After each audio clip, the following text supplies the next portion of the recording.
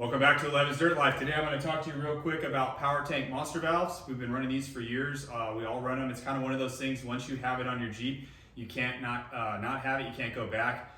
Super fast inflation and deflation. We're going to talk today about a newer version they have of the threaded version. They also have a version where you can back it in or tighten it from the inside of the wheel. I'll show you that one as well, but I'm going to grab the camera, show you where we're at with the process, and I'll kind of walk through the differences on the new valve and go from there.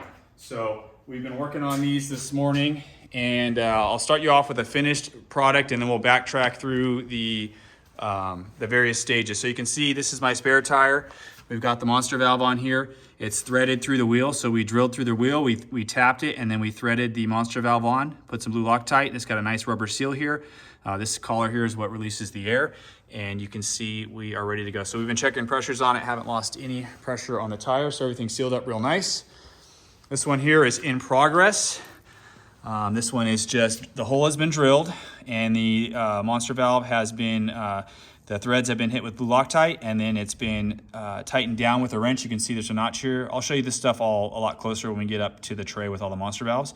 So this one we're just waiting for the blue Loctite to kind of cure a little bit better. We'll get the red collar on, which is what you can see here, where the covers the holes to release the air, and then the cap on, and then we'll inflate the tire and check pressure. The cool thing about these monster valves, the threaded version, is you don't have to disassemble the wheel.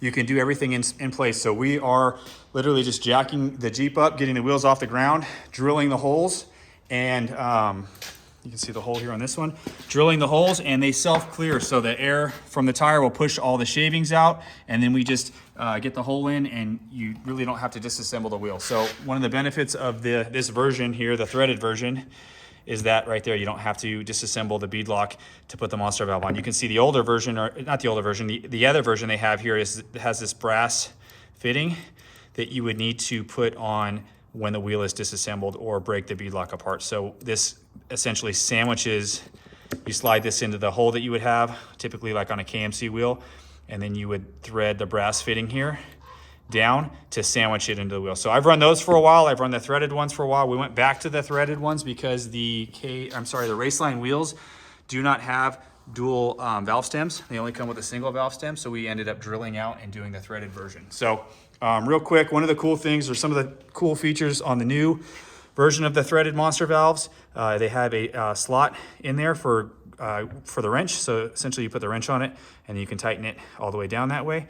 You can see the slot kind of right there, cut into it. So that's really cool.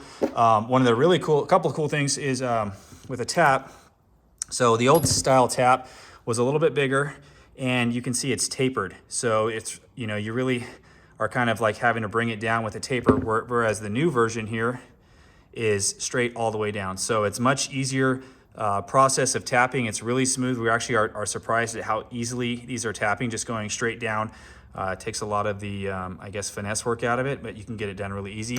And then another cool thing with the new monster valves is they provide you with the final bit that you need. So we're stepping the bits up. I forget what sizes we're using, but we're 3-stepping it or 2-stepping it to the final bit and getting it processed that way.